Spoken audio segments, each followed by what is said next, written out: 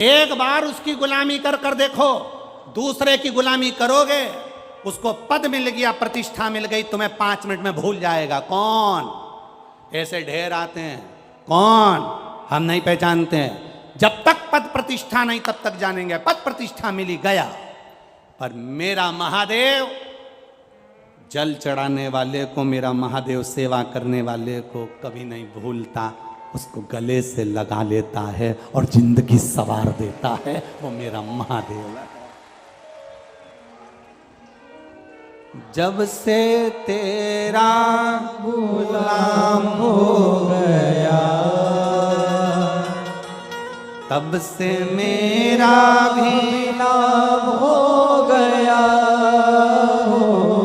जब से तेरा गुलाम हो गया, तब से मेरा भी नाम हो गया।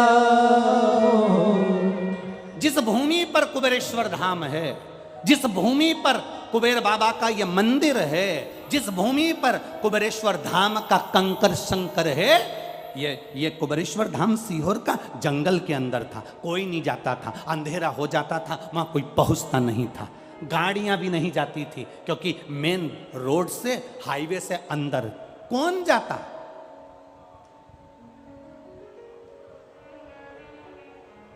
ये शरीर बाबा बुलाता, वहां सांपों ही सांपों का ढेर रहता, सांप बहुत रहते कंकर शंकर की धरा पर, सांपों का क्रम।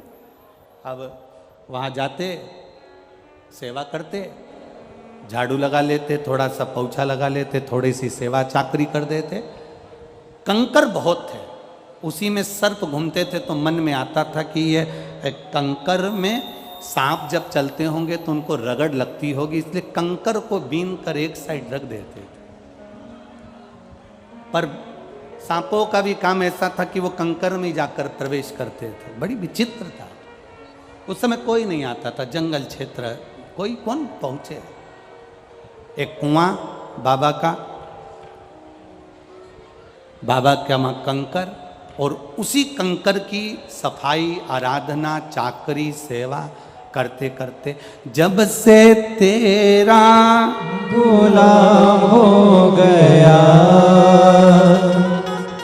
हमने सोचा भी नहीं था कि बाबा हाथ पकड़कर मैनपुरी तक लेकर आ जाएगा, इतने कथाओं का आनंद करा देगा, ये सोचा नहीं। उसकी गुलामी करी है, और करो।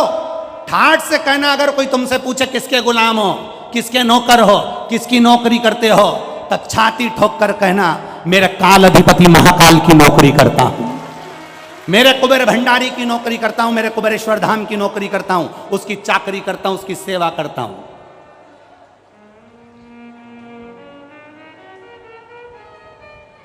कोई पद है तुम्हारे पास में? पद है, पद का मतलब होता है चरण। कोई पद है तुम्हारे पास में? कोई पीठाधीश, मठाधीश, कोई छो तुम, तुम्हारे पास में कोई पद है? उसने कह देना मेरे पास में 2 नहीं, मेरे पास 2 नहीं, मेरे पास तो 8 पद रखे हैं। 2 मेरे भोलेनाथ के, 2 मेरी माता पार्वती के, 2 मेरे गणेश जी के, 2 मेरे सदानंद कार्तिकेय के, 8 पद मेरे पास में है। और जिसके पास में शंकर भगवान के पद होते हैं, उसको पद की जरूरत नहीं पड़ती, उसकी प्रतिष्ठा खुद बढ़ती है। पद नहीं, प्रतिष्ठा बढ़ना चालू हो जाती है। कालाधिपति के चरण पकड़े हैं जिसने, शंकर के चरण पकड़े हैं जिसने, जब से तेरा गुलाम हो गया, तब से मेरा भी नाम हो गया। जब से तेरा सब गुलाम हो गया, तब से मेरा भी नाम हो गया। वरना औकात क्या थी मेरी, वरना औकात क्या थी मेरी, सबसे बढ़िया है सबसे खड़ी। क्या औकात थी? बाणासुर के पास में था क्या? लंका के राजा रावण के पास था क्या? भस्मासुर के पास था क्या? अंधकासुर के पास था क्या? क्या था? ऐसा कौन है? कोई अगर कह दे कि मुझे शंकर ने नहीं दिया, एक 33 कोटि देवी देवताओं में से एक एक देवता ढूंढ कर लेकर आना और एक देवता का भी नाम बता देना कि जिसको शंकर ने नहीं दिया, जिसको शिव ने नहीं दिया।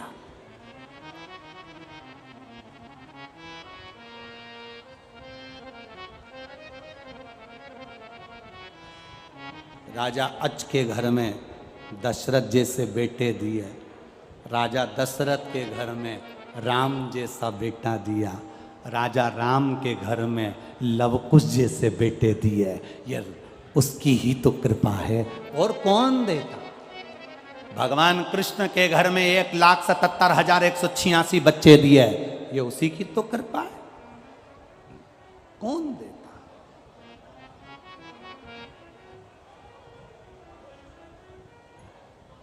कितना एक लाइन आरती की आप लोग गाते हो ना माँ,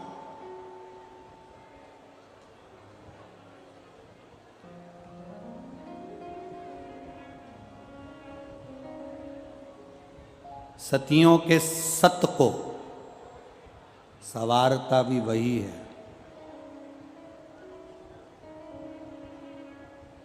दुनिया की गोदी में संतान देता भी वही है।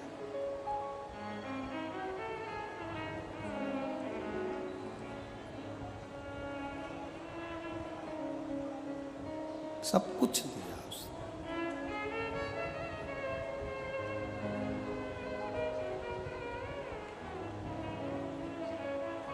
मेरे भोले तेरा सहारा है, मेरे भोले तेरा सहारा है, मेरी नैया का तू किनारा है, मेरी नैया का तू किनारा है।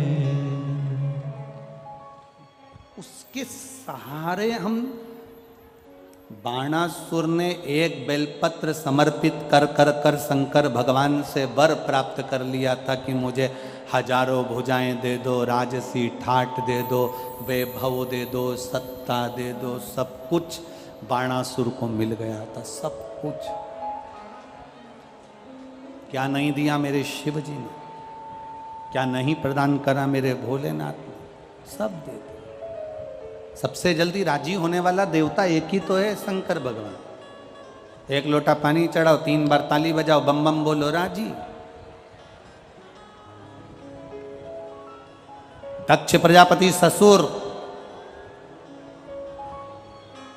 सिर कट गया, फिर काय का सिर लगा? जम के बोलो जरा, बकरे का। अब तुम्हारे यहां से सिर कटा और उस पे बकरा का मुंह लगा दो, तो बकरा हिंदी बोलेगा, अंग्रेजी बोलेगा कि संस्कृत बोलेगा? बकरा तो एक ही चीज बोलता है, अब बकरा जैसे ही बोला, बकरे, दक्ष प्रजापति को सिर लगा था बकरे का। अपने जमाई की, शिव की स्तुति कैसे करे?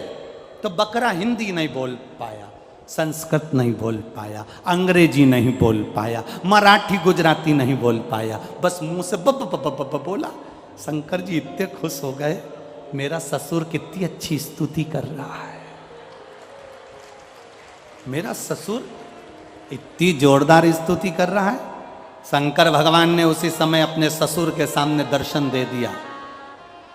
ससुर के सामने जिस दिन बकरे ने बब बोला और शिव जी प्रसन्न हुए, शंकर भगवान ने उसी दिन कह दिया, सुनो दक्ष प्रजापति, तुमने बकरे का मुख लगने के बाद भी मेरी स्तुति करी है। जो मेरे मंदिर में आकर बम बम बोलेगा, समझ लूंगा कि मेरा ससुर आया है और उसको भंडार भर दूंगा। अब जितने भी मंदिर में जाते हैं वो चिल्ला चिल्ला कर कहते हैं बम बम भोले, तो शंकर भगवान समझ जाते हैं मेरा ससुर आया। अब कई माताएं भी बोलती है बम बम भोले, तो शंकर भगवान समझ जाते हैं कि सास भी साथ में आई। उसमें मेरा वो घरदानी तो रिश्ते बनाने में नंबर 1, संबंध अच्छे। अब तुम्हारा और शंकर जी का रिश्ता कौन सा हो गया? ससुर और दामाद का। बोलो सही है गलत है? भगवान से रिश्ता बहुत करीब का बनाकर रखना, बहुत करीब का। जिस विधायक जी से मिलना है, सांसद जी से मिलना है, मंत्री जी से मिलना है, मुख्यमंत्री जी से मिलना है, प्रधानमंत्री जी से मिलना है, राष्ट्रपति जी से मिलना है, अध्यक्ष जी से मिलना है, इससे मिलना है, तो उसके करीबी, उसका करीबी।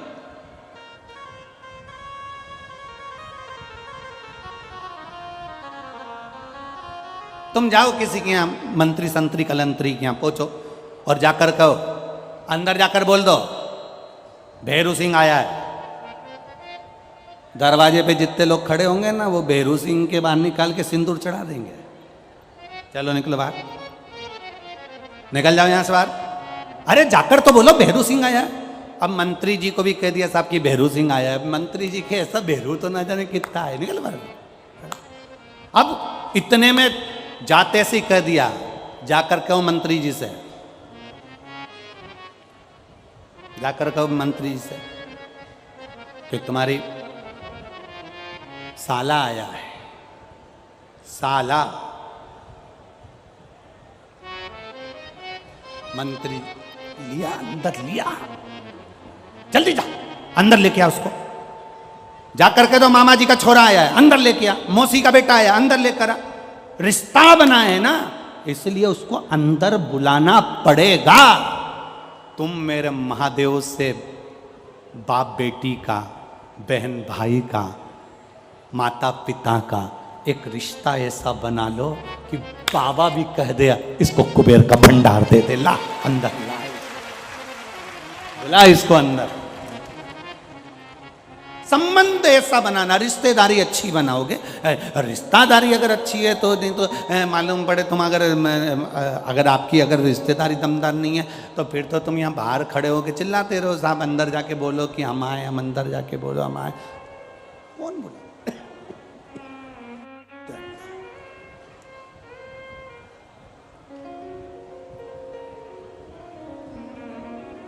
उससे संबंध अच्छे बने। जब संबंध अच्छे बनेंगे तो वो साथ है। संबंध अच्छे। बाणासुर ने शिव जी की आराधना कर कर भगवान शंकर को साधा है।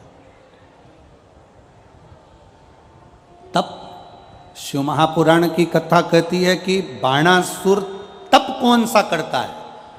एक बेलपत्र अगर शंकर भगवान के मंदिर में समर्पित कर रहे हैं, ये तप साधना ही है। भगवान शिव को हाथ जोड़कर नमन कर रहे हैं इस कलिकाल में, यह तप साधना ही है। किसी भूखे को भोजन करा रहे हैं, यह तप साधना है। किसी प्यासे को पानी पिला रहे हैं, यह तप साधना है। किसी के बीमारी में हमने उसको औषधि दिला दी, यह तप साधना है। कोई पढ़ना चाहता है, उसकी एजुकेशन के लिए हमने थोड़ा खर्च कर दिया, ये तप साधना है। ये तप साधना व्यक्ति के जीवन की एक आनंदमय साधना, आनंदमय साधना।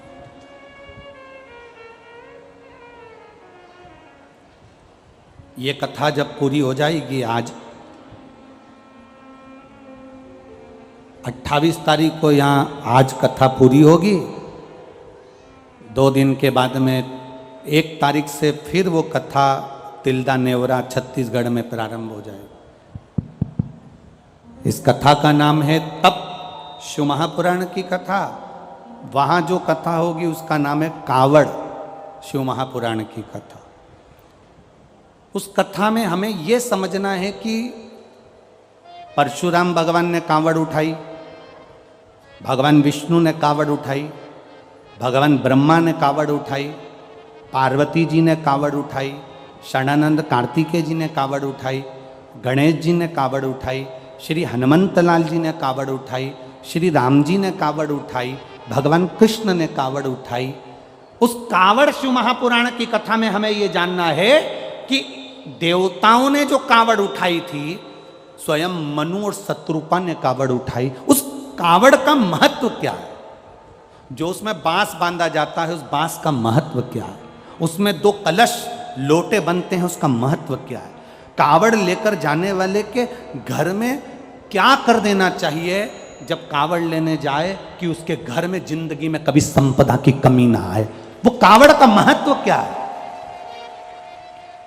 लोग उठाए और चल दिए कावड़ लेकर, वो नहीं, घर में ऐसी क्या चीज रखकर जाएगा कि आते से ही कावड़ का थोड़ा सा जल बचा हुआ उस पर डालेगा, तो वो सिद्धता से कम नहीं है। तो 10 किलोमीटर, 25 किलोमीटर, 50 किलोमीटर, 100 किलोमीटर चलकर गया है, चढ़ाया जल, उस जल में से थोड़ा सा जल बचाकर जो तू लाया है, वो जल किस जगह पर डलना चाहिए जिससे हमारे घर में जिंदगी में कभी धन संपदा की कमी ना आए, वैभव की कमी ना आए। वो कावड़ का महत्व समझे तो लोग। बस उठाया, मम्मी कावड़ लेकर जा रहा हूँ, पापा कावड़ लेकर जा रहा हूँ, उन्होंने भेज दिया, जाओ, मना नहीं, पर उसमें से बचा हुआ जल, एक अंश, एक चम्मच भी जल लेकर आए हो, तो वो जल किस जगह पर चढ़ना चाहिए जिससे उस कावड़, तुम 100 कदम, 100 किलोमीटर, 50 किलोमीटर, 150 किलोमीटर, 200 किलोमीटर चल के जा रहे हो, वो क्या तुम्हारे पास में होना चाहिए, किस जगह पर?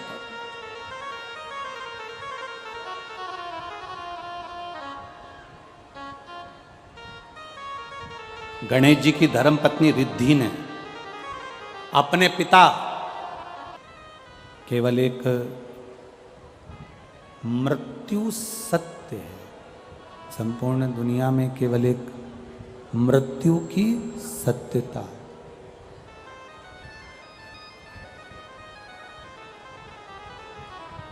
और बाणासुर कह रहे हैं कि ये मृत्यु पर मेरी विजय हो जाए, मैं अजर अमर हो जाऊं, ऐसा वर दे दो। शिव जी ने कहा ये तो नहीं हो सकता कि तू मरेगा नहीं, और कुछ अगर मांगना हो तो तू मांग सकता, और कुछ अगर तेरी मर्जी हो तो तू मांग।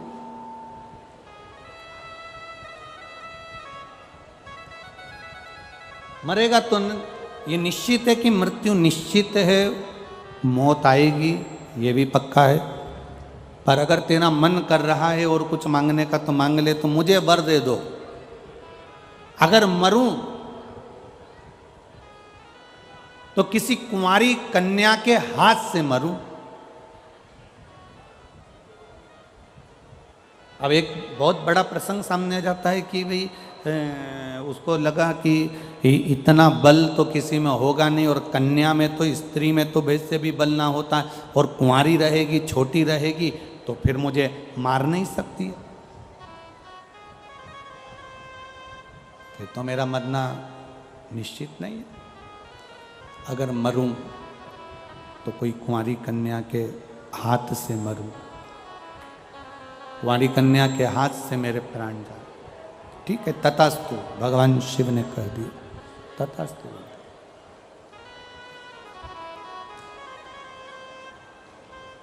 जब व्यक्ति के पास में बहुत सारा वैभव आ जाता है, जैसे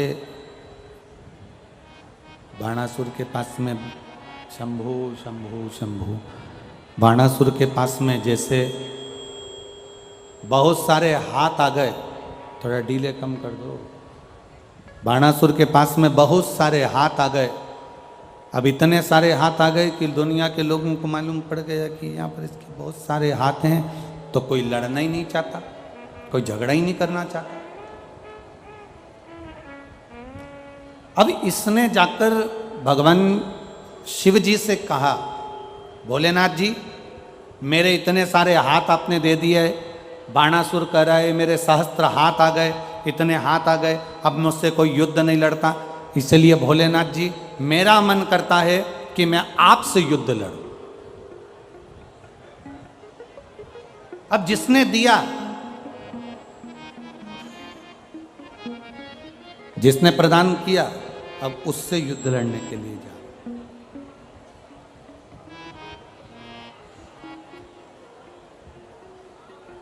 शिव जी ने मन में सोचा, पार्वती जी देख रही थी, पार्वती जी को देखते हुए बाबा भोलेनाथ जी ने कहा कि अगर पार्वती, अगर मैं इससे युद्ध लड़ता हूं ना, अगर मैं इससे युद्ध लड़ने के लिए जाऊंगा, इससे अगर मैं युद्ध लड़ूंगा और मैंने क्रोध में आकर अगर इसके हाथों को काट दिया तो दुनिया के लोग कहेंगे कि महादेव ही ने वर दिया था और महादेव ने हाथ काट दिए। शिवजी ने वर दिया और शंकर भगवान ने काट दिया, तो ये तो दुनिया के लोग मुझ पर हंसेंगे। इसलिए भोलेनाथ जी ने कहा कि मैं इससे युद्ध नहीं लड़ सकता। तो शंकर भगवान ने कहा कि तुम चिंता मत करो, तुम मुझसे युद्ध लड़ने के लिए आए हो ना, टेंशन मत लो, समय आएगा और समय आने पर जब द्वापर आएगा, द्वापर में जब भगवान कृष्ण पृथ्वी पर आएंगे तब तुम कृष्ण से युद्ध लड़ोगे और तुम्हारे हाथ बहुत ज़्यादा हैं, तुम्हारे हाथ तुम्हें लग रहा है कि मेरे ये हाथ बहुत सारे हैं तो मैं कोई मुझसे युद्ध नहीं लड़ता, भगवान कृष्ण तुमसे युद्ध लड़े। समय आया, धीरे धीरे धीरे धीरे धीरे धीरे समय निकलता चले गया, द्वापर आ गया। भगवान कृष्ण के पौत्र अनिरुद्ध को बाणासुर की कन्या उषा ने पसंद कर लिया और उस अनिरुद्ध को अपने पास में रखा। श्रीमद् भागवत में चर्चा आती है, श्रीमद् भागवत कथा में आप श्रवण करते हैं, श्रीमद् भागवत में आप सुनते हैं, क्रोध बाणासुर के यहाँ पर जो भगवान देवाधिदेव महादेव की एक ध्वजा लगी हुई थी, वो ध्वजा खंडित हो गई। बाणासुर को लग गया कि अब युद्ध होगा कृष्ण के साथ। युद्ध लड़ने के लिए भगवान कृष्ण के सामने बाणासुर पहुंचे।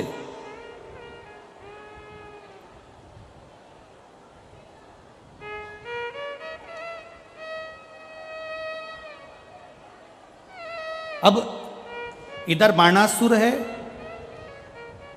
बाणासुर ने आवाज लगाकर शंकर भगवान को बुलाया कि मेरी तरफ से युद्ध लड़ने के लिए आप भी आओ।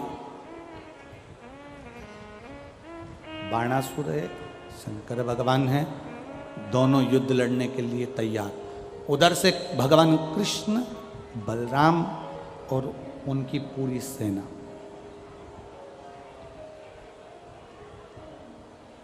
भगवान शिव जी ने भगवान कृष्ण को देखा और भगवान कृष्ण ने भगवान शंकर को देखकर दोनों एक दूसरे को प्रणाम कर रहे हैं। कृष्ण देवाधिदेव महादेव को प्रणाम कर रहे हैं और महादेव भगवान कृष्ण को प्रणाम कर रहे हैं। दोनों एक दूसरे को प्रणाम कर रहे हैं, दोनों।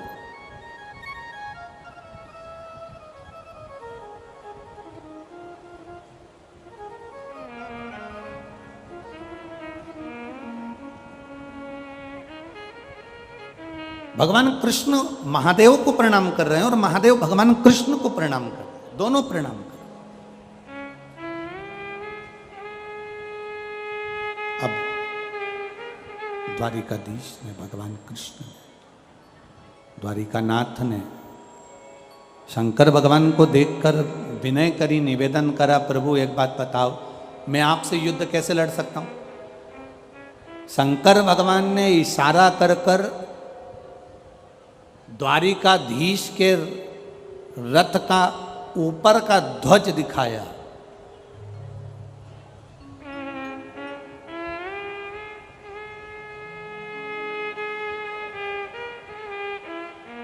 जिस ध्वज पर आगे के ओर श्री हनुमंत लाल जी विराजमान थे।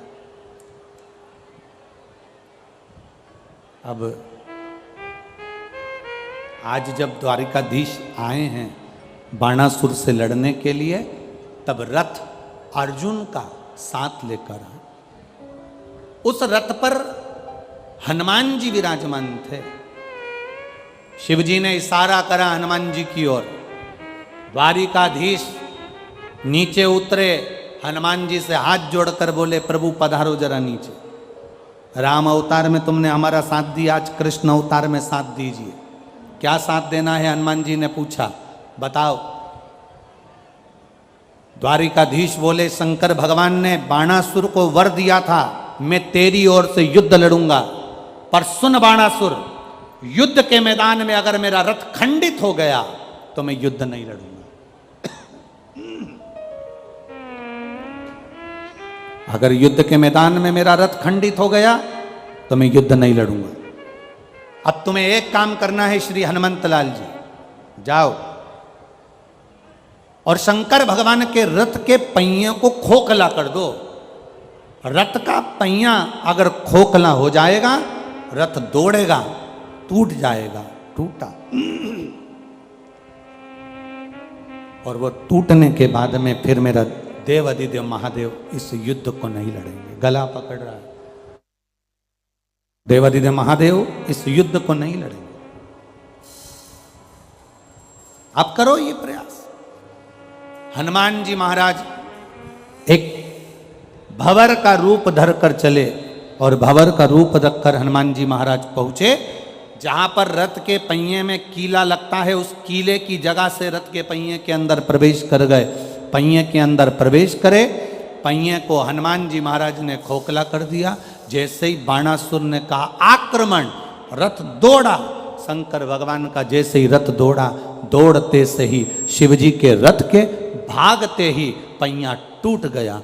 टूट गया तो भोलेनाथ जी ने कहा अब मैं युद्ध नहीं लड़ सकता, अब तुम युद्ध लड़ो। बाणासुर ने युद्ध लड़ना प्रारंभ करा। द्वारिकाधीश ने जिस हाथों का इसको अहंकार था, उस बाणासुर के हाथों को काट काट कर मेरे द्वारिकानाथ ने टुकड़े टुकड़े कर कर जमीन पर फेंक दिए।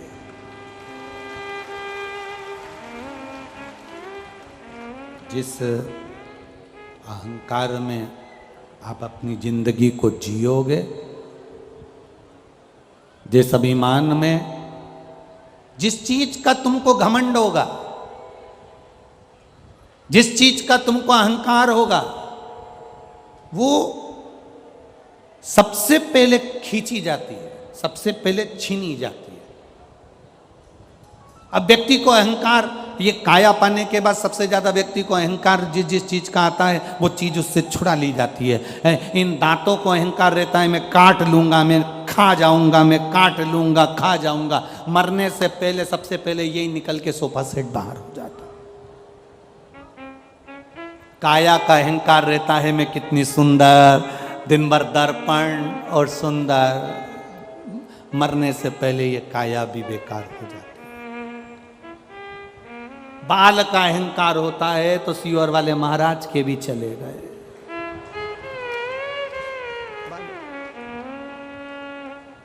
जिस चीज का अहंकार करोगे वो सब चलेगा।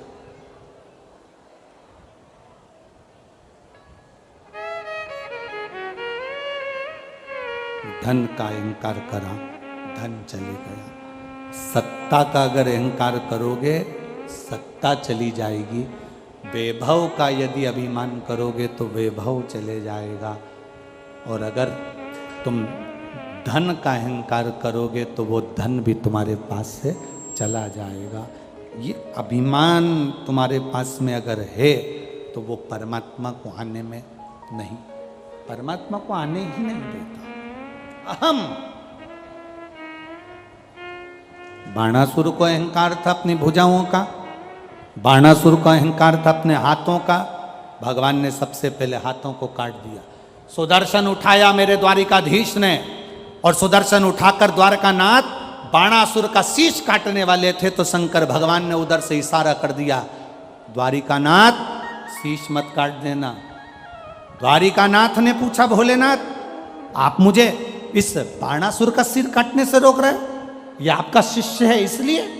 शंकर भगवान कह रहे हैं शिष्य है इसलिए नहीं, मैं आपको सिर काटने के लिए इसलिए रोक रहा हूं क्योंकि आपने प्रहलाद को वचन दिया था कि तेरी 18 पीढ़ी में मैं किसी को नहीं मारूंगा।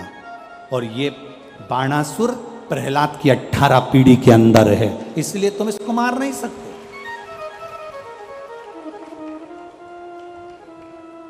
ये प्रहलाद की 18 पीढ़ी के अंदर है, तुम इसे मारोगे नहीं, तुम इसे मार नहीं सकते,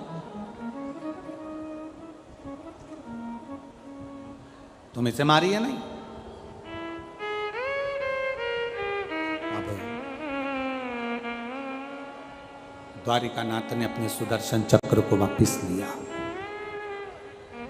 द्वारिकाधीश ने अपने सुदर्शन चक्र को वापिस लिया और द्वारिकानाथ ने बाबा भोलेनाथ जी से कहा, फिर इसका अंत कैसे होगा, इसके प्राण कैसे छूटेंगे, शरीर कैसे छूटेंगे। शिव जी ने कहा, इसने वर मांगा है, मरूं तो कुंवारी कन्या के हाथ से मरूं, कुंवारी कन्या के हाथ से।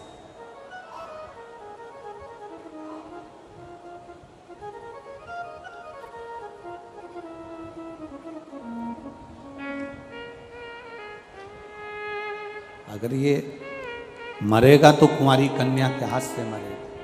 तुम रुको, अभी समय आएगा। बाणासुर के अब केवल 2 हाथ बचे हैं, बाकी के सारे हाथ कट कर गिर गए, क्योंकि अभिमत्ता में आ गया था, अहंकार में आ गया था, और अहमता में आने के कारण इसका सब कुछ चले जाता, सब कुछ।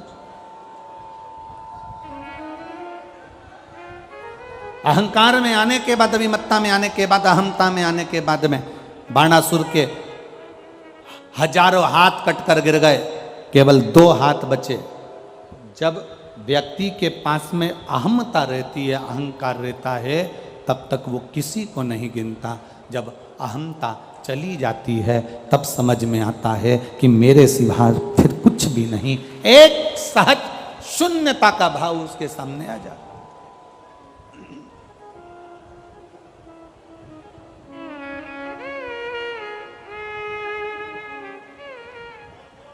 एक शून्यता का भाव।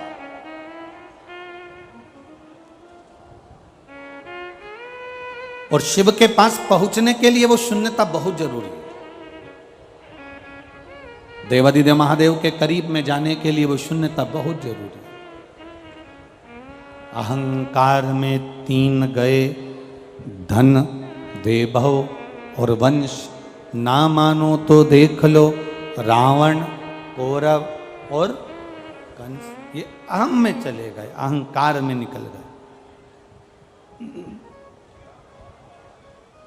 इसीलिए वो कहते हैं ना, क्या मान करे रे काया,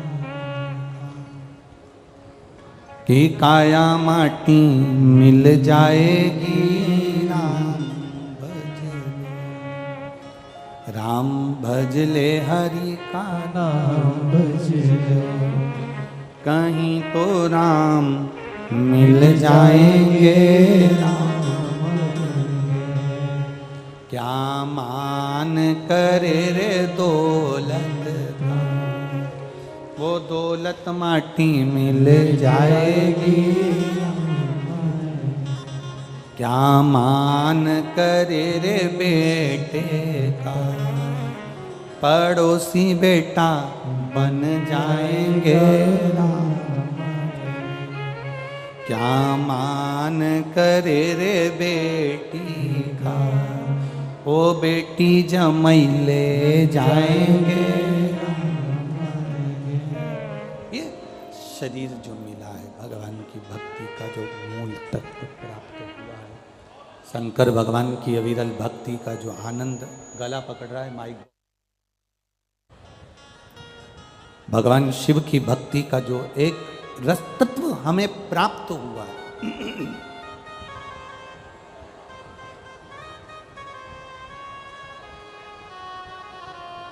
अहमता से परे हो जाओ।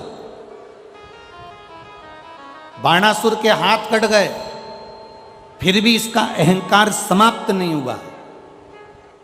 कभी कभी रस्सी जल जाती है, पर उसका बल नहीं जाता। कभी कभी किसी का सब कुछ चले गया, उसके बाद भी अहंकार, अहम, अभिमत्ता उसके अंदर रह जाती है।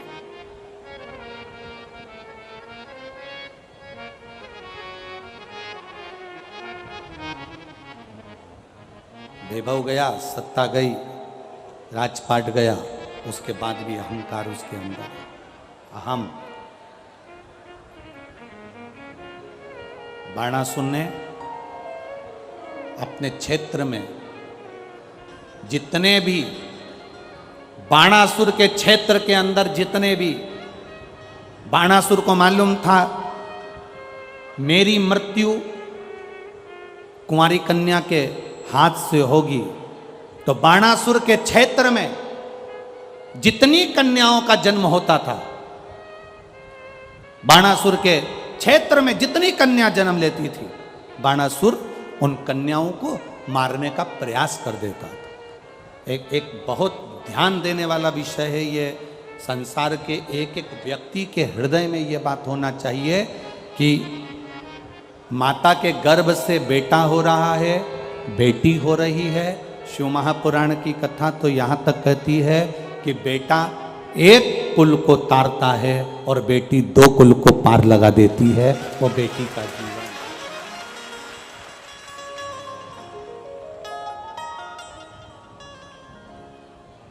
गर्भ में आने वाली बेटियां, गर्भ में आने वाली संतान, गर्भ से जन्म लेने वाली बेटियां, अगर इस गर्भित बेटी को, शिव महापुराण की कथा कहती है, गर्भ में रहने वाली बेटी को जो गर्भ में मरवा देता है, भ्रूण हत्या करवा देता है, गर्भस्थ कन्या को या कुंवारी अवस्था में उस बच्ची पर कोई गलत प्रहार करता है, छोटी सी कन्या पर गलत दृष्टि देता है, छोटी सी कन्या के साथ अगर कोई गलत कर्म करता है, शिव महापुराण की कथा कहती है कि उस व्यक्ति को बार बार पृथ्वी पर जितनी बार वो जन्म लेगा, जितनी बार वो जन्म लेगा, उतनी बार उसको अधोगति में तड़प तड़प कर, रोग ग्रसित होकर मरना ही पड़ता है। ग्रसित होकर।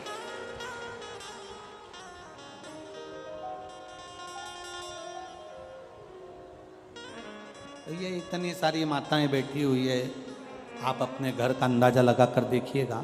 आप अपने घर में एक अंदाजा लगाइएगा, रहने वाली घर की बेटियां, घर में रहने वाले बेटे और बेटी, दोनों का अंदाजा लगाना। आपकी पत्नी को भी देखना, आपकी पत्नी का भी अंदाजा लगाना कि आपकी खुद की पत्नी वो अपने माता पिता के प्रति कितना समर्पित रहती है। बोलो सही है कि गलत है? आपकी खुद की पत्नी माई के 50 बार फोन लगाती है, मम्मी कैसी हो, पापा कैसे हो, भैया कैसे हो, शुगर की जांच कराई कि नहीं कराई, बीपी देखा कि नहीं देखा, भैया पापा को दिखाने चले जाओ फिरोजाबाद, भैया पापा को आगरा ले जा, भैया पापा को दिल्ली ले जा।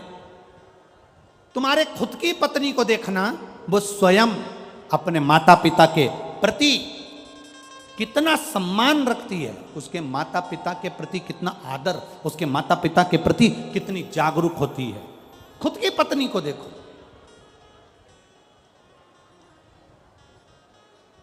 इसलिए निवेदन है, अगर तुम्हारे घर में बेटा जन्म ले रहा है तो समझ लो तुम भाग्यशाली हो, पर तुम्हारे घर में अगर बेटी जन्म ले रही है तो तुम समझ लेना कि सौभाग्यशाली हो, सौभाग्यशाली।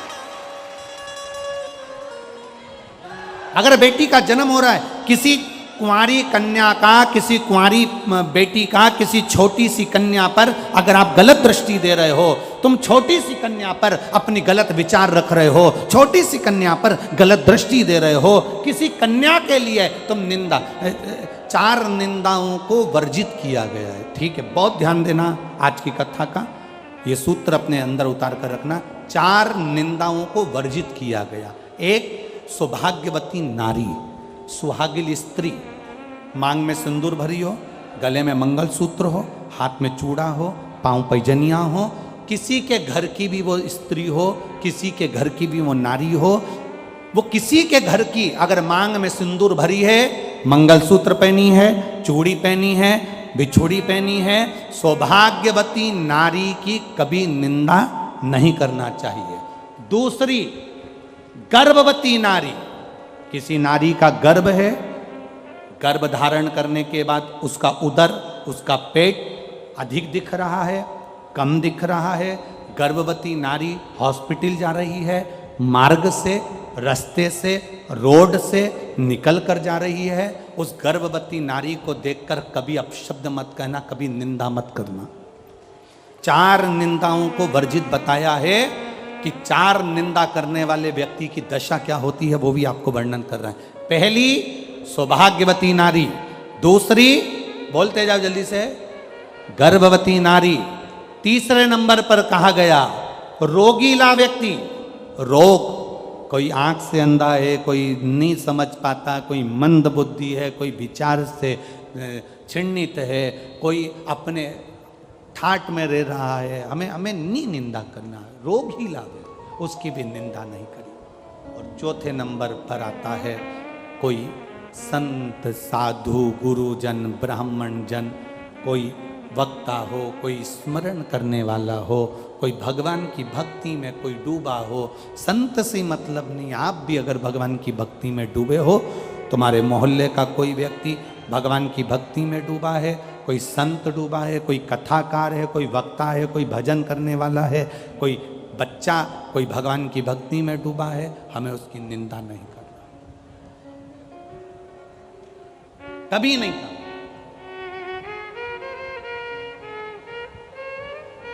आज के जमाने में व्यासपीठ पर बैठकर लोग एक दूसरे की निंदा करते रहते हैं, कई लोग, और वहां सुनने वाले भी बैठे रहते हैं।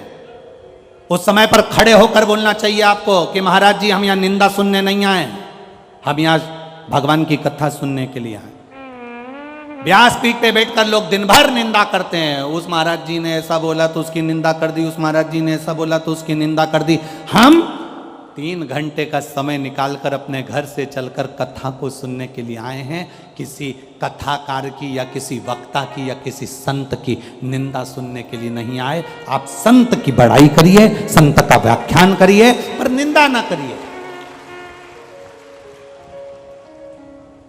निंदा नहीं श्रवण करना, हमें अपनी भक्ति में, ये शिव महापुराण की एक अलग आनंद था। इस व्यासपीठ ने आज तक किसी की निंदा का क्रम ही नहीं करा। वो भगवत भजन जितना कर सकते हो, जितना स्मरण कर सकते हो, जितनी भक्ति कर सकते हो, जितना शिव तत्व को अपने अंदर उतार सकते हो उतना उतारो, जितना शंकर को अपना बना सकते हो उतना बना लो। ये कथा हमेशा बस शिव को पाने का तरीका बताती रही है। ये कथा कभी निंदा को करने के लिए जागरूक ही नहीं होती, क्योंकि समय नहीं है इतना।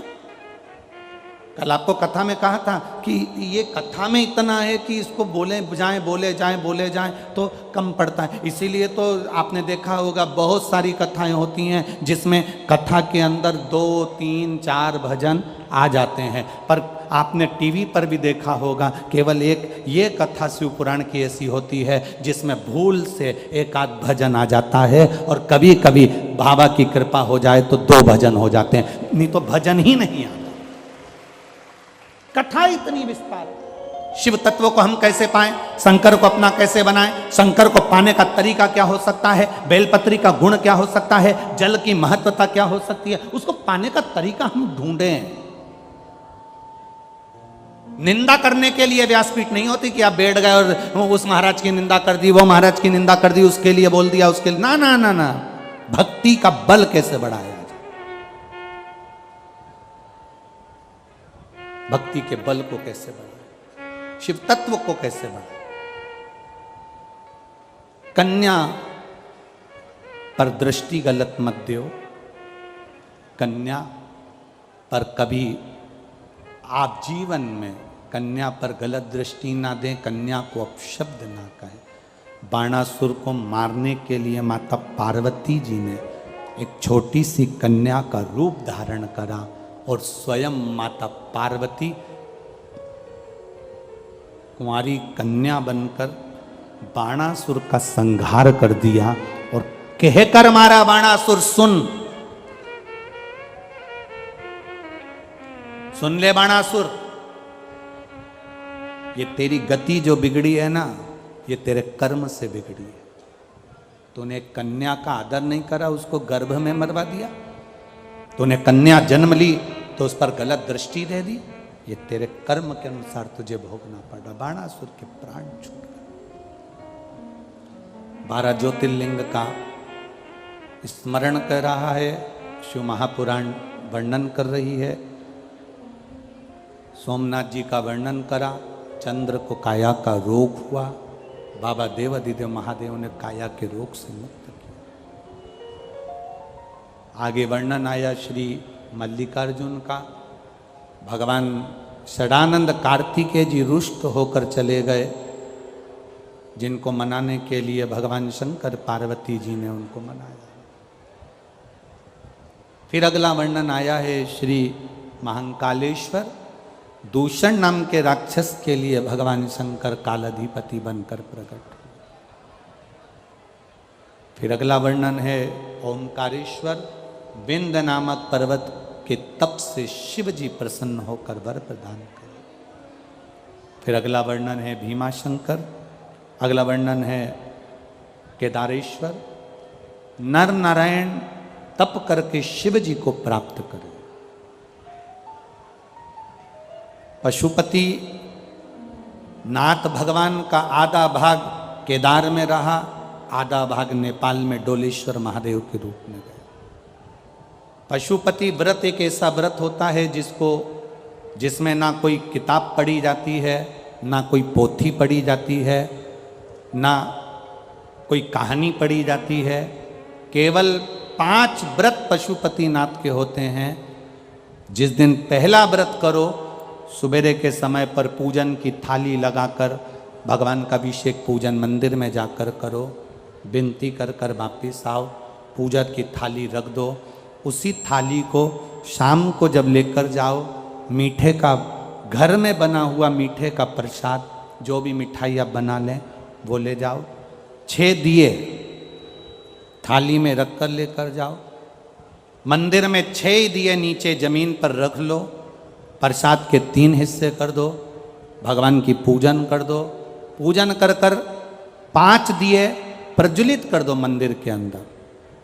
जब 5 दिए मंदिर के अंदर प्रज्वलित हो जाएं, प्रसाद के 3 हिस्से हो जाएं, एक बिना जला हुआ दिया जो जमीन पर रखा था 6ठे नंबर का, वो उठाकर वापिस थाली में रख लो, जो जला नहीं। प्रसाद के 1 हिस्से को थाली में रख लो, 2 हिस्से मंदिर में रहने दो। पूजन अर्चना कर कर बाबा से विनती कर कर, बाबा आज मेरा पहला पशुपति व्रत है, आप स्वीकार करना।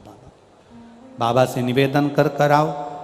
घर पर आने पर जो 6ठे नंबर का दीप है वो घर की ओर मुख कर कर, घर के दरवाजे के सीधे हाथ, आप अंदर जा रहे हैं तो आपका सीधे हाथ की ओर बैठकर घर की ओर मुख कर कर पशुपतिनाथ भगवान का स्मरण कर कर दीप प्रज्वलित करो। घर के बाहर दिया लगाकर अंदर प्रवेश कर जाओ। जो प्रसाद का 1 हिस्सा है, भोजन करने से पहले वो प्रसाद का 1 हिस्सा पहले खाओ, फिर भोजन करो। प्रसाद का जो हिस्सा है उसमें से किसी को नहीं देना है, वो प्रसाद का हिस्सा केवल आपको पाना। क्योंकि प्रसाद के हिस्से में से अगर हम किसी को देंगे तो फिर वो 4 या 5 हिस्से हो जाते हैं, तो उसका भाव खत्म हो जाता है। इसलिए उसको स्वयं पाए। 5 व्रत पूरे हों, बीच में कहीं जाना पड़ जाए, कोई व्रत पड़ जाए जिसको तुम करती आई हो और वो सोमवार के दिन पड़ गया, तो फिर पशुपति व्रत मत करो। पहले वाला व्रत कर लो जो करती हुई आई हो, इस व्रत को अगले सोमवार कर लो। रजस्वला धर्म बीच में आ गया, छोड़कर अगला व्रत कर लो। करना 5 ही व्रत है। 5वां व्रत वापिस आए, भगवान की जैसी आराधना रोज करी हर सोमवार वैसी करो। एक श्रीफल लेकर जाओ, कुछ भेंट लेकर जाओ, बाबा के चरणों में समर्पित करो। 108 चावल का दाना या पत्ती या फूल की पत्ती या बेलपत्र आदि जो भी तुम बाबा को समर्पित करना चाहते हो वो चढ़ा दो। विनती करो, बाबा आज मेरा 5वां व्रत हो रहा है। नियम से, दिल से बाबा के लिए अगर तुमने व्रत करा है, 5 व्रत अगर पूरे होंगे, मेरा देव अधिदेव महादेव आपकी मनोकामना 5 के अंदर ही पूरी कर देगा। 5 व्रत बाबा के करो। ये पशुपति व्रत बाबा केदारेश्वर के रूप में विराजमान हुए। अगला वर्णन आया है भीमाशंकर। कुंभकर्ण कि धर्म पत्नी करकटी, करकटी का पुत्र भीम जिसका भगवान ने संहार करा, शिव जी भीमा शंकर के रूप में विराजमान हुए। अगला वर्णन है काशी विश्वनाथ, मनु शत्रुपा का तप बल से भगवान वहाँ प्रकट हुए।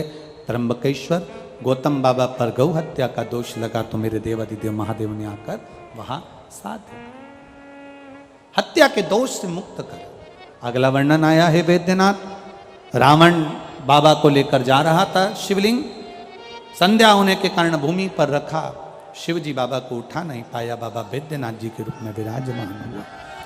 अगला वर्णन आया है श्री नागेश्वर, दारुक नाम के राक्षस का संहार कर कर भगवान नागेश्वर के रूप में विराजमान हुए। फिर वर्णन है रामेश्वरम, भगवान राम जी महाराज ने शिवलिंग की स्थापना कर पूजन कर लंका पर चढ़ाई करी और विजय प्राप्त करी। अगला वर्णन है श्री कृष्णेश्वर, सुधर्म नाम के ब्राह्मण की धर्म पत्नी सुदेहा घूष्मा, घूष्मा के बेटे को सुदेहा को दिया गया, सुदेहा ने अपने बेटे के टुकड़े कर कर पानी में डाल दिए।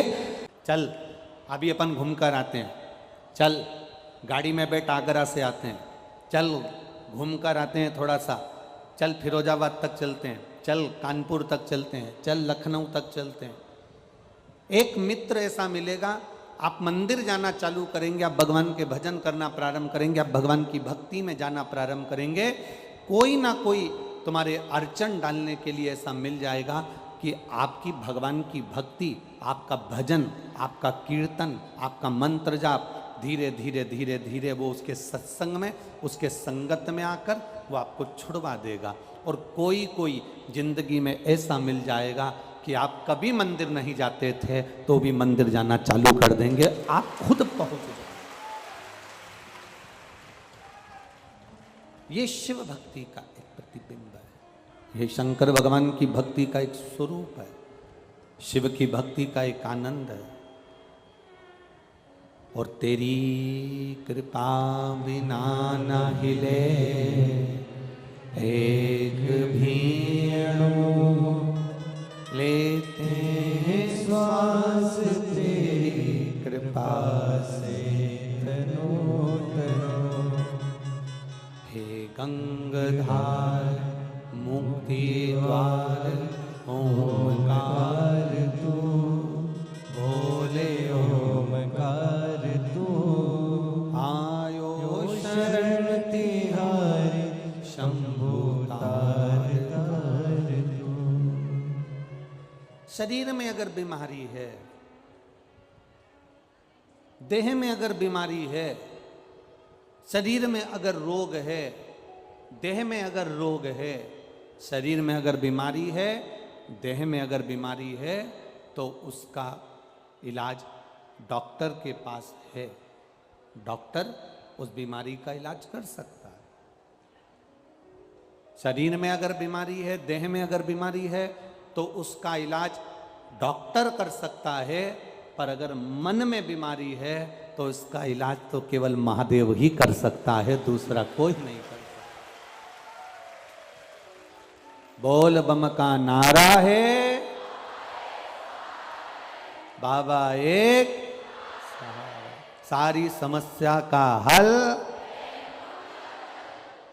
ये बाहर की बीमारी, देह की बीमारी, शरीर की बीमारी,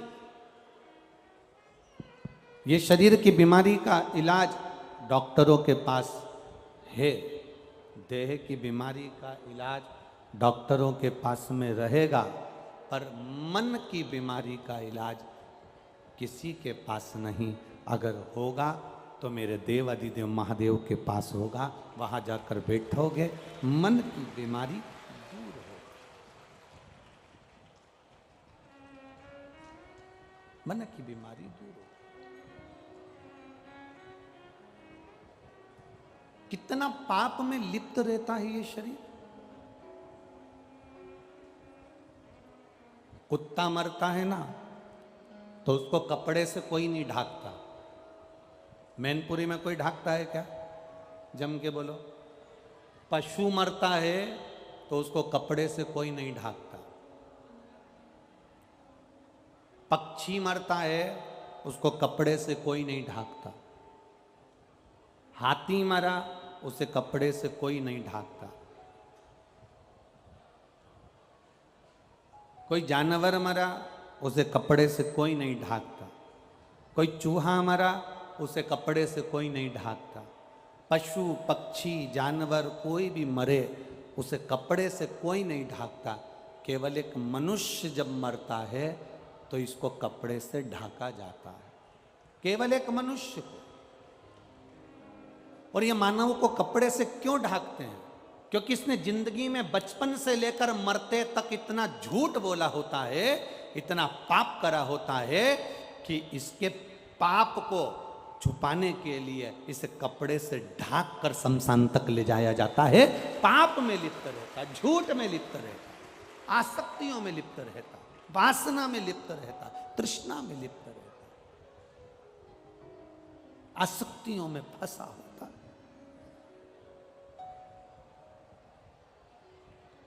किसी जानवर को कपड़े से नहीं ढाकते, किसी पशु पक्षी को कपड़े से नहीं ढाकते,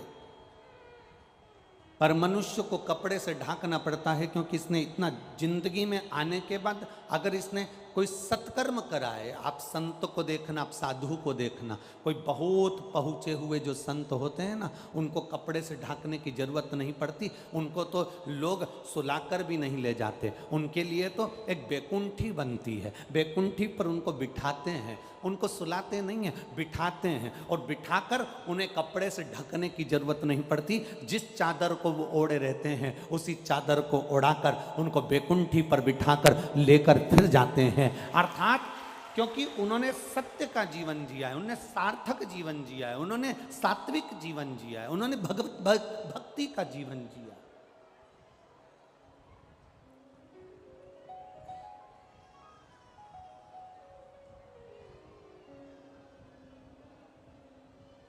जिसने अपनी जिंदगी को सही मायने में जिया। देखो, परिवार में एक सदस्य ऐसा होता है जो पूरे परिवार के लिए बहुत कुछ करता। भगवान ऐसे व्यक्ति को प्रत्येक घर में गिफ्ट के रूप में भेजता है। हर घर के अंदर एक व्यक्ति ऐसा होगा जो पूरे परिवार के लिए, कुटुंब के लिए, घर के एक एक सदस्य के लिए, चाहे वो बहन हो, बेटी हो, नाते हो, रिश्ते हो, कुटुंब हो, कबीला हो, सबके लिए वो आगे बढ़कर करता है। पर जो व्यक्ति भगवान ने सबके लिए भेजा है, जो सबके लिए करता है, सबके लिए आगे बढ़ बढ़कर, कोई माता ऐसी होती है, कोई भाई ऐसा होता है, कोई भाभी ऐसी होती है, कोई बहू ऐसी होती है, कोई माता पिता ऐसे होते हैं, कोई काका काकी ऐसे होते हैं, कोई मौसा मौसी ऐसे होते हैं, कोई मामा मामी ऐसे होते हैं, कोई जीजी जीजा ऐसे होते हैं, कोई नाना नानी ऐसे होते हैं। जो कोई एक घर में एक व्यक्ति ऐसा होता है जो सबके लिए, परिवार में सबके लिए, घर के लोगों के लिए करता है। पर उसके लिए दुनिया में कोई नहीं बना जो उसके लिए करता हो। घर के सब सदस्य के लिए वो करेगा, पर उसके लिए घर का कोई सदस्य नहीं कर सकता। ये रीति आज की नहीं, ये रीति पुरानी है।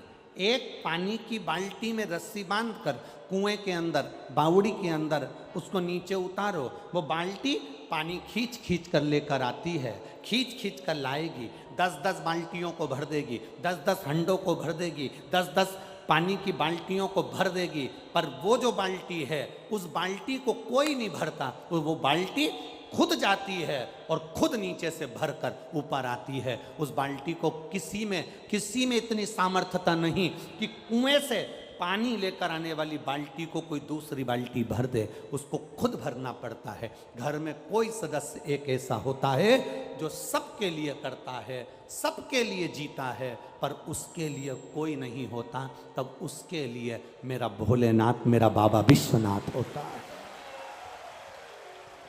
मेरा शंभू, मेरा त्रिकालदर्शी, मेरा कैलाशी, मेरा अविनाशी, मेरा केदारनाथ, मेरा महाकाल, मेरा भीमा शंकर, मेरा वैद्यनाथ, वो स्वयं उसके लिए होता है।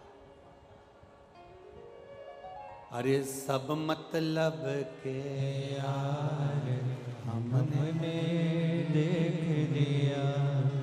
देख लिया संसार हमने देख लिया, झूठ न नाते झूठे रिश्ते, झूठे नाते झूठे रिश्ते, अरे झूठा है संसार हमने देख लिया, सब मतलब के यार हमने देख लिया। एक बाल्टी सब बाल्टियों को भर देती है, कुएं में से पानी निकाल निकाल कर, पर उस बाल्टी को कोई भरने वाला नहीं होता। वो बाल्टी खुद जाती है नीचे और फिर भर कर आती है, क्योंकि उसमें इतना बल होता है कि वो स्वयं परमात्मा के सहारे पर जीता है और परमात्मा के सहारे पर ही रहता है, उसके भरोसे, उसके साथ। और मेरे बाबा दया करना, मैं तेरे भरोसे हूँ, भोले बाबा दया करना, मैं तेरे भरोसे हूँ। हम उसके सहारे जिए, हम क्यों विचार करें कि कौन मेरे लिए करेगा।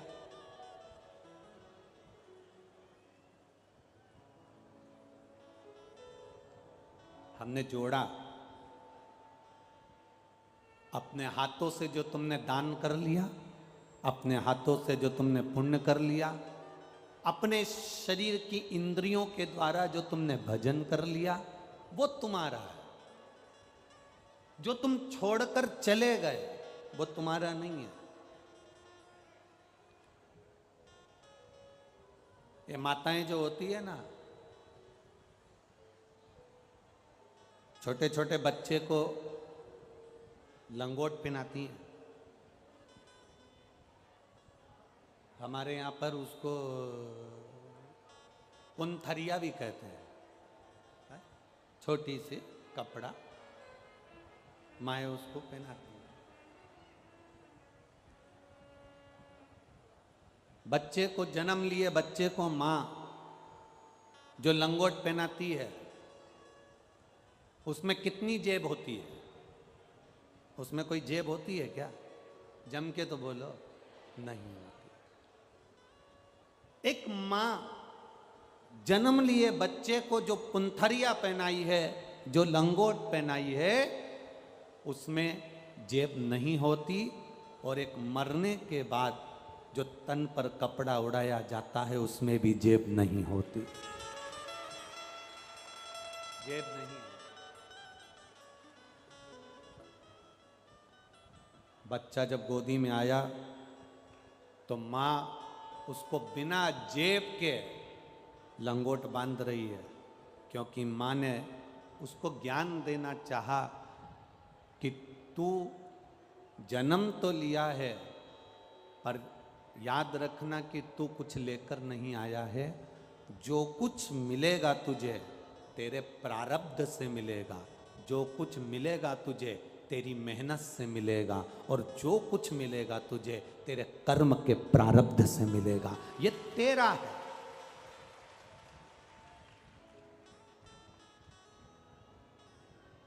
और कई लोग कहते हैं कि यहां से जाएगा, जब मुट्ठी बांधे आया जग में हाथ पसारे जाएगा।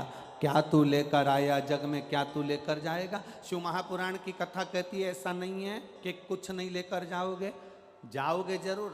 यहाँ जितने आए हो ना, एक आध बिस्कुट का पैकेट तो तुम्हारे बैग में जरूर जाएगा।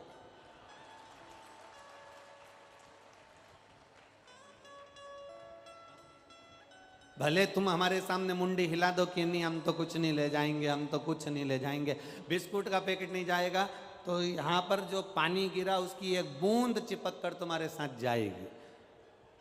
जो रज है, मिट्टी है, वो तुम्हारे साथ चिपक कर जाएगी। और सुनो, दुनिया के लोग कह दे कि मरने के बाद कुछ भी तुम्हारे साथ नहीं जाता। शिव महापुराण की कथा कहती है, तुमने जो भूखे को भोजन कराया, प्यासे को पानी पिलाया, किसी को कोई अच्छा कर्म किया, किसी की सेवा कर दी, तुमने जो अपना पुण्य कमाया है वो तुम्हारे साथ जाने वाला है, कोई दूसरे के साथ नहीं जाएगा। तुम्हारा पुण्य तुम्हारे साथ। ये बनखंडेश्वर महादेव समिति कमेटी, जो ये बनखंडेश्वर महादेव कमेटी जो ये कथा का आयोजित करी, और मुख्य यजमान श्री रानेश जी चौहान जी और श्रीमती अंजू जी चौहान जी जो इसके जजमान बने हैं।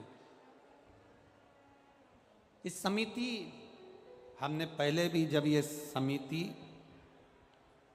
हम व्यासपीठ से हमेशा कहते रहते हैं कि चिंता कर कर कभी भी शिव महापुराण की कथा मत कराना, क्योंकि शिव पुराण की कथा किसी की सामर्थ्यता नहीं है कि कोई करा ले।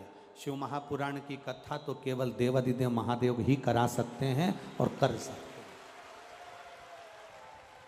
ये किसी की सामर्थ्यता नहीं। अगर जजमान परिवार आज दोनों बैठे हैं चौहान परिवार से, दोनों पति पत्नियां विराजमान है, उनके बच्चे विराजमान है, उनका कुटुंब, उनका परिवार अगर बैठा हुआ है, तो ये विश्वास मानकर चलना आप नहीं बैठे हो, ये तो मेरा देव अधिदेव महादेव। क्योंकि शंकर की कथा में लिखा है, शिव पार्वती ईश्वर जी गोरा जी बनकर, गणा और गौर बनकर, शंकर पार्वती यजमान बनकर बैठते हैं। रामचरितमानस की कथा होती तो जजमान होते, श्रीमद् भागवत की कथा होती राजा परीक्षित जजमान होते, विष्णु पुराण की कथा होती सूत सोनक का संवाद में जजमान होते। जितनी पुराणे होती हैं सबका यजमान होता है, केवल एक शिव महापुराण ऐसी होती है जिसका यजमान अगर बैठता है तो वो शंकर और पार्वती के स्वरूप में बैठता है। केवल एक शिव महापुराण की कथा जिसमें शिव और पार्वती यजमान बनकर बैठते हैं। ये कोई नहीं करा सकता। घर में बारात में 50 मेहमान आते हैं और 50 मेहमान आते हैं तो टेंशन रहती है। यहाँ 7 दिन तक 7-7, 8-8 लाख, 9-9 लाख, 7-7 लाख भक्त आते हैं तो चिंता महादेव को रहती है, यहाँ कोई दूसरे को नहीं।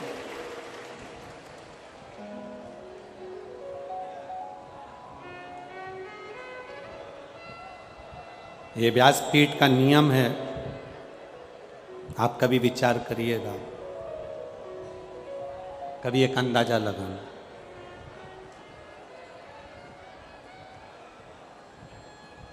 शिव महापुराण की कथा का कभी एक प्रयोग अपनी जिंदगी में कर कर देखना। एक भंडारा, जिस भंडारे में आटा, चावल, दाल, शक्कर, सब्जी, तेल, घी सब भर के रख दो, सब भर के रख दो, और उस भंडारे का आनंद मेरे शिव महापुराण की कथा में मेरे बाबा से तुम कभी एक प्रयोग कर कर देखना। जहाँ शिव पुराण की कथा होती हो वहाँ भंडारा जो भरा होता है, बाबा की कथा पूरी हो जाती है, भक्त चले जाते हैं, भंडारा दुगना तिगना उतना कि उतना ही भरा मिलेगा, खाली नहीं मिलेगा।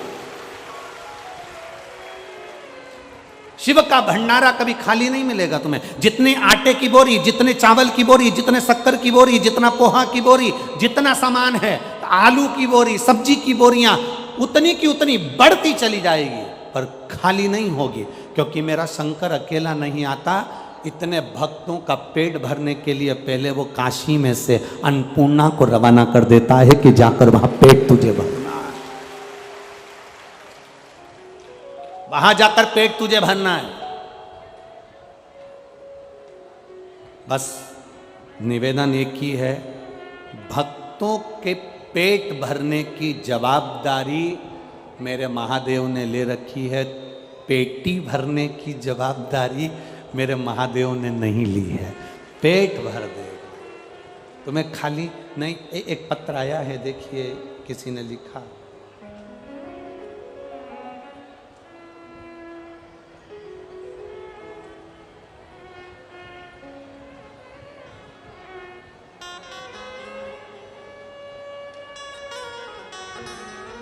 ब्रजेश यादव,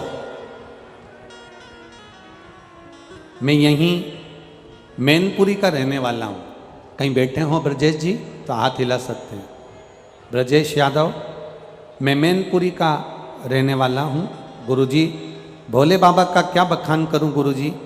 मैंने पहले आर्मी में नौकरी करी है, फिर मैं सेवानिवृत्त होने के बाद घर आ गया। मन में थोड़ी सी निराशी रही कि इतनी जल्दी मेरी सेवानिवृत्ति हो गई और अब कोई कामकाज नहीं।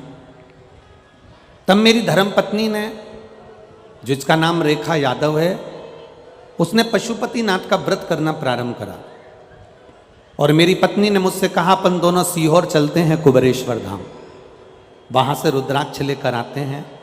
हमारा रिजर्वेशन हो गया। बाबा की कृपा का हम क्या वर्णन करें। हम बाबा से ये कहने के लिए कुबेरेश्वर जा रहे थे कि मैं सेवानिवृत्त हो गया हूँ आर्मी में से, मेरी नौकरी वापस लग जाए कहीं पर भी, ऐसी कृपा कर दो। बस रिजर्वेशन पक्का करवाया और जाने की तैयारी होने लगी। इतने में कॉल लेटर आया कि आपका टेस्ट करने के लिए आपको बुलाया गया है। और वापिस मुझे बुलाया गया। मेरी पत्नी सीहोर गई, वहाँ से रुद्राक्ष लाई, कंकर लाई। हमने 21 दिन तक उसका पूजा अर्चना करी और बाबा से विनती करी कि मेरी नौकरी लग जाए। 25 फरवरी 2023 को मेरा वापिस सिलेक्शन हो गया और मुझे सरकारी नौकरी वापस मिल गई। मैं बाबा को यहाँ नमन करने के लिए आया हूँ। शिव तत्व है। कहीं बैठे हों, ब्रजेश यादव मैनपुरी से हैं, पहले आर्मी में सर्विस करी है, उसके बाद अभी सरकारी नौकरी में। शिव तत्व आप ही हैं क्या? हाथ हिला दो एक बार। हर हर महादेव। हाथ हिला दीजिए एक बार। ये शिव तत्व है, ये ओघड़ दानी, ये त्रिकाल। तेरी कृपा बिना नहीं एक भी अणु लेते हैं श्वास तेरी कृपा से तनु तनु। बखान क्या करूं मैं लाखों के ढेर का, चपटी बबूत में खजाना कुबेर का। हे गंगधार मुक्ति द्वार ओमकार तू, भोले ओमकार तू। आयो शरण तिहारी शंभो कार तू। ये शिव है, शिव।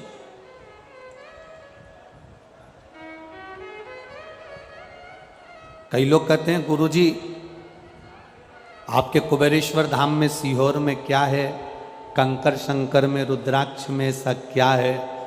हम उनसे कहना चाहेंगे हमें तो नहीं मालूम कि उसमें क्या है, पर इतना जरूर मालूम है कि जो एक बार कुबेरेश्वर धाम की धरा पर आता है वो 3 महीने में वापिस पहुंच जाता है।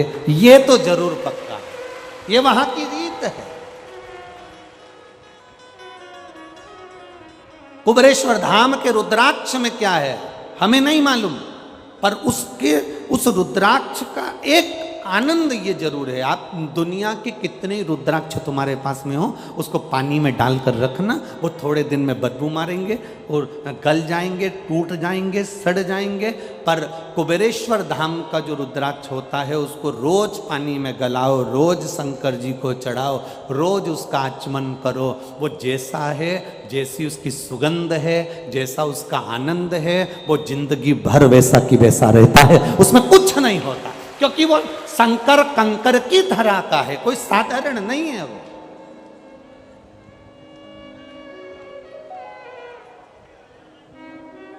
वहां विश्वास है शिव के कंकर में।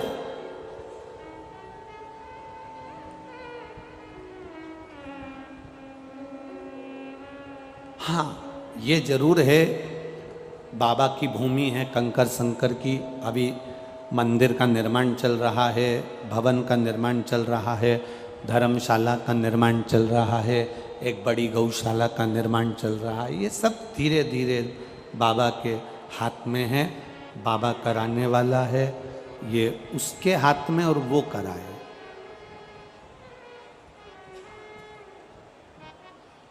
ये उसके हाथ। कितनी कृपा करता है वो, कितनी दया करता है वो, ये उसके ऊपर।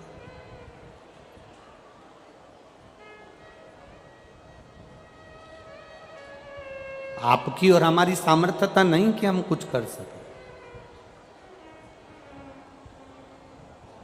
और यहां बैठे हुए जितने भी भक्त हैं, जितने कार्यकर्ता इस वन खंडेश्वर कमेटी के हैं और यजमान परिवार हैं, कभी अपने मुख पर ये लेकर मत आना कि हमने इस शिव महापुराण की कथा को करवाया।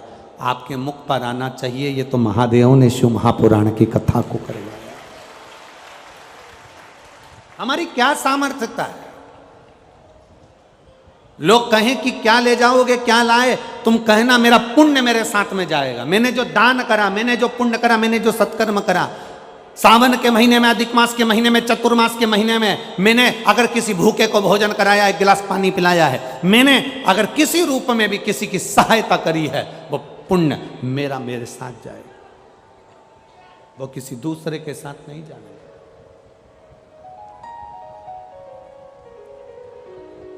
हमारा करा गया कर्म हमारा। बाणासुर शिव का उपासक, एक काम था उसका, बाणासुर का, एक बेलपत्री को शंकर भगवान पर समर्पित करता था। एक बेलपत्र शिव को समर्पित।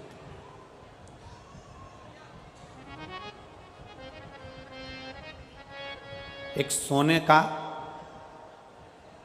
सिंहासन ले लो, आधा किलो का, आधा किलो सोने का सिंहासन बनवाओ, उस पे एक शालिग्राम भगवान की शिला रख दो, उनका श्रृंगार भी सोने से कर दो, हीरे पन्ने से कर दो, और उस सिंहासन को किसी एक ब्राह्मण को अगर हम दान कर दें, उससे दुगना फल एक बेलपत्री शंकर भगवान को समर्पित करने से प्राप्त हो जाता है। सोने के सिंहासन पर बिठाकर भी शालिग्राम शिला को हम किसी को दे रहे हैं, जितना पुण्य वो प्राप्त होगा उससे दुगना पुण्य एक बेलपत्र शंकर भगवान को मात्र समर्पित कर देने से उतना पुण्य हमारे खाते में पहुंच जाता है। एक बेलपत्र, एक बेलपत्र साधारण है क्या? ये बेलपत्र कोई सहज है क्या?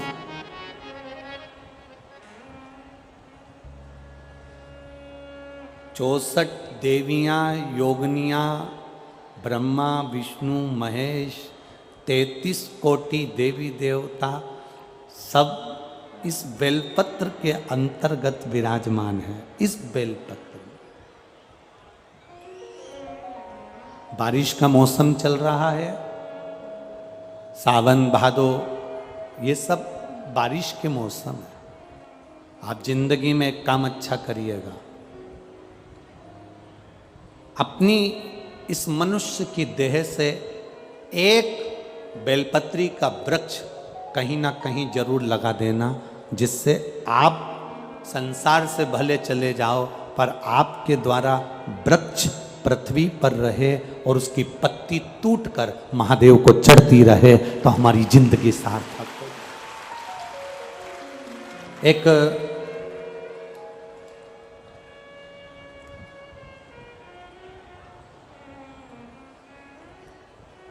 उज्जैन की एक संस्था है, अवंतिकापुरी की, अनाज तिलहन व्यापारी संघ उज्जैन, अवंतिकापुरी, जिसके अध्यक्ष हैं श्री गोविंद जी खंडेलवाल। ये अनाज तिलहन व्यापारी संघ उज्जैन के द्वारा 60,111 बेलपत्री के पौधे पूरे उज्जैन में घर घर में लगाए जा रहे हैं। एक बार जोरदार ताली बजाए। और धन्यवाद दूंगा संपूर्ण भारत की जैन समाज को, संपूर्ण भारत के जैन समाज जिसमें तरुण सागर जी क्रांति मंच को धन्यवाद दूंगा, जो तरुण सागर जी महाराज जिन्होंने अपने कड़वे प्रवचन से पूरे भारत की भूमि को नहीं देश और विदेश को सम्मान दिलाया है। ऐसे परम पूज्य तरुण सागर जी महाराज का क्रांति मंच जैन समाज द्वारा, तरुण क्रांति मंच के द्वारा भी लाखों वृक्ष हरित क्रांति के रूप में पूरे विश्व में लगाए जा रहे हैं, पूरे भारत में लगाए जा रहे हैं। संपूर्ण तरुण क्रांति मंच को मेरी ओर से साधुवाद, धन्यवाद। दो चीजें अपने अंदर रखिएगा। एक, मंदिर से जो भी निर्माल्य चढ़े, मंदिर में जो भी फूल पत्ती चढ़े, उस निर्माल्य को गंगा में, यमुना में, सरयू में, सरस्वती में, नदियों में, बावड़ी में, तालाब में, कुएं में मत जाने दो। उसको मंदिर से उठाओ, उसकी खाद बनाओ या एक खड्डे में ले जाकर डालते जाओ। खाद बनने के बाद उसको पेड़ पौधों में डाल दो। हमारी नदियों को पवित्र रहने दो। जल का स्तर इस पृथ्वी पर बना रहे। नदी है, जल है तो हमारा कल है। इसलिए विठले सेवा समिति ने जगह जगह, समिति से जुड़े हुए लोग निर्माल्य विसर्जन की गाड़ियां चला रहे हैं अपने खर्चे से। सरकार कचरा उठाने का वाहन चलाती है सरकार के खर्चे पर यह दुनिया का पहली ऐसी क्रांति है, ये पहली दुनिया का ऐसा आनंद है शिवपुराण का कि निर्माल्य विसर्जन के रथ भक्त अपने खर्चे से चलाते हैं और बड़े उमंग के साथ मंदिर में जाकर निर्माल्य उठाकर लाकर उसकी खाद बनाकर वृक्षों को डाल दो। और मैं धन्यवाद दूंगा, यहाँ की भी एक निर्माल्य विसर्जन की गाड़ी, एक कलपत्र था उसमें वर्णन था, शायद नीचे रखा होगा, एक निर्माल्य विसर्जन की गाड़ी। कल भी भक्त आए थे कि हमारी गाड़ी यहीं खड़ी है, आप चलिए, पर भीड़ अधिक होने के कारणवश हम उस गाड़ी के पास नहीं जा पाए। तो निर्माल्य विसर्जन की गाड़ी जो भक्त चला रहे हैं अपने अपने नगर नगर में, शहर शहर में, गांव गांव में, उनको धन्यवाद, साधुवाद। स्वच्छ रखिए। हमारे परदादा ने पानी को नदी तालाब में देखा है,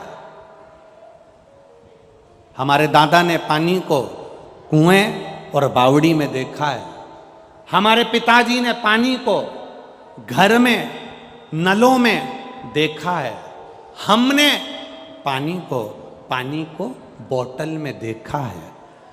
2-4 पीढ़ी और आएगी ना तो पानी को फोटो में देखेगी, केवल फोटो। उस पानी को रक्षित करिए, सुरक्षित करिए, उस जल को बचाने का प्रयास करिए। अपने जीवन की सार्थकता के साथ में एक वृक्ष बेलपत्री का अवश्य लगाएं और कहीं ना कहीं अपने हाथ से एक पौधा अवश्य लगाएं, जिससे आने वाले समय में ये पूरी पृथ्वी हरी बनी रहे। और जो कोरोना काल में ऑक्सीजन की जो कमी पड़ी थी, अगर आपने वृक्ष लगाया तो जिंदगी में अगर कोई बीमारी भी आ गई ना तो हमको ऑक्सीजन की कमी ना पड़े और ये वृक्ष हमारा साथ दे जाए, ये वृक्ष हमारा साथ। बाणासुर का एक नियम था, बाणासुर का एक नियम बड़ा भारी था। एक बेलपत्र शंकर भगवान को समर्पित करना, शिवलिंग का निर्माण करना, बेलपत्र समर्पित करना। सारी तप साधना व्रत का पुण्य है एक बेलपत्र शिव को समर्पित करना। पहले शुरू में जब हमने शिव महापुराण की कथा वाचना प्रारंभ करी थी, अब तो जितने भी वक्ता हैं बाबा की कृपा से ऐसी क्रांति है शिव पुराण की आई कि सब अब शिव पुराण बाँचने लगे।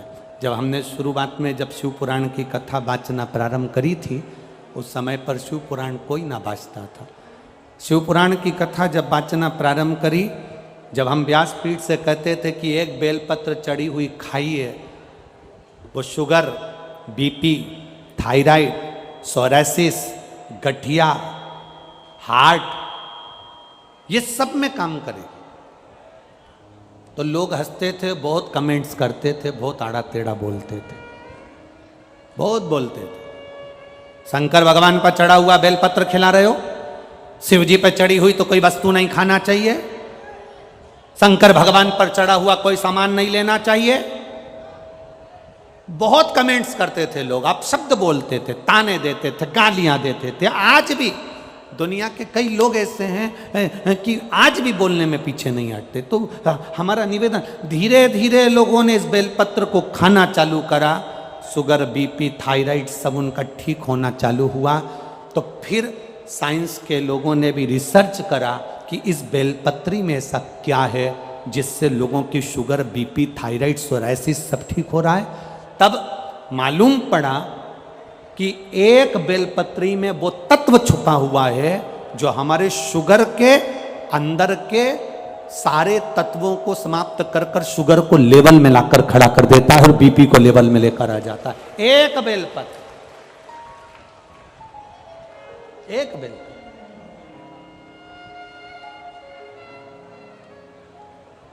इसलिए शिव पर चढ़ी हुई बेलपत्र, एक बाणासुर एक बेलपत्र शंकर भगवान को समर्पित कर रहा है, बाणासुर एक बेलपत्र शिव जी को समर्पित करता है। उसके भीतर के भाव को शुद्ध करने के लिए, उसके भीतर के भाव को आनंदित करने के लिए एक बेलपत्र बाणासुर शंकर भगवान को दे रहा है, एक बेलपत्र।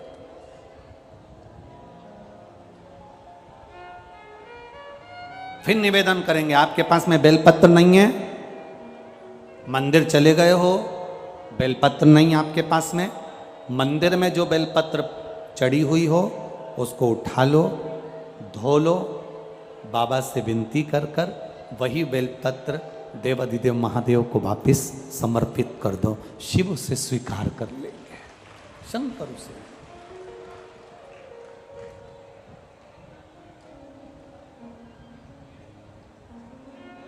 शिव उसे स्वीकार कर ले, शंकर उसे। और फिर अच्छे से सुनिएगा, अगर मान लो बेलपत्र भी नहीं है, मान लो बेलपत्र भी नहीं है, कोई पुष्प भी नहीं है, चढ़ाने के लिए एक लोटा जल भी नहीं है,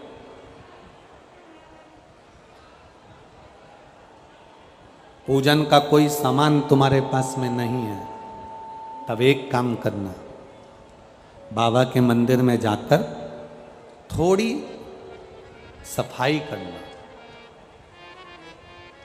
थोड़ा साफ कर देना मंदिर को। बहुत सारे दिए लगे हों तो दिए को उठाकर एक साइड रख देना।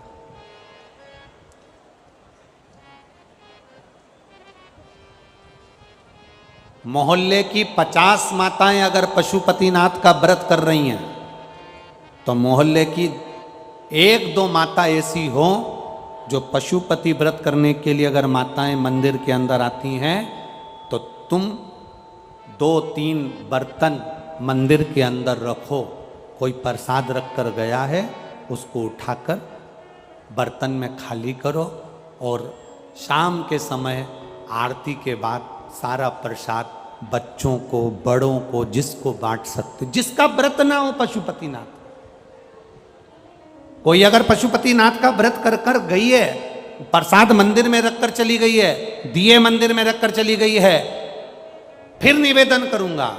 एक पत्र किसी बेटी ने लिखा है कि मैं बड़ी दुखी हूं, मुझे बहुत कष्ट है और मैं अपनी कष्ट की जिंदगी जी रही हूं। मैं उस बेटी से निवेदन करूंगा, बेटा किसी के सामने जाकर हाथ मत फैलाना। तो पशुपतिनाथ के व्रत अगर कोई माताएं कर कर जा रही हैं, कोई लोग कर कर जा रहे हैं, वहां दिए छोड़कर चले गए, प्रसाद छोड़कर चले गए, तो उन्हीं को संभाल कर एक साइड रख, उस प्रसाद को उठाकर मंदिर में अगर पुजारी हो तो बात दूसरी है, नहीं तो तुम सेवा कर रहे हो, उठाकर किसी भूखे को खिलाना चालू कर दे, तुझे जो पुण्य मिलेगा तो दूसरी बार कथा में मिलेगी तो ये कहेगी कि मेरे को बाबा ने भंडार भर कर दे दिया। नहीं है तुम्हारे पास में बेलपत्र, नहीं है तुम्हारे पास में जल, नहीं है तुम्हारे पास में चावल, नहीं है तुम्हारे पास में एक लोटा पानी, मत चढ़ाओ, आप बाबा के मंदिर की चाकरी करो। मेरे भोले तेरी नौकरी सबसे बढ़िया है, सबसे खरी, तेरे दरवाजे की चाकरी सबसे बढ़िया है, सबसे खरी। का जब गुल खिला तब जा कर के ये दर मिला हो, तेरी किस्मत का जब गुल खिला तब जा कर के ये दर मिला हो, मिल गई मुझको चौखट तेरी सबसे बढ़िया है, सबसे खरी,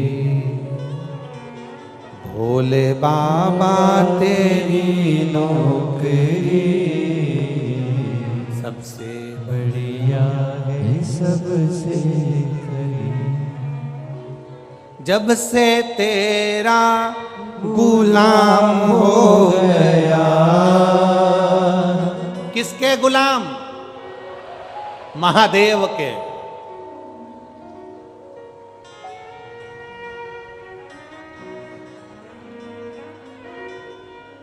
बहुत सारी कथाएं तो हम व्यासपीठ से कहना नहीं चाहते, नहीं तो कह देना तो लोगों को बड़ा बुरा लग जाता।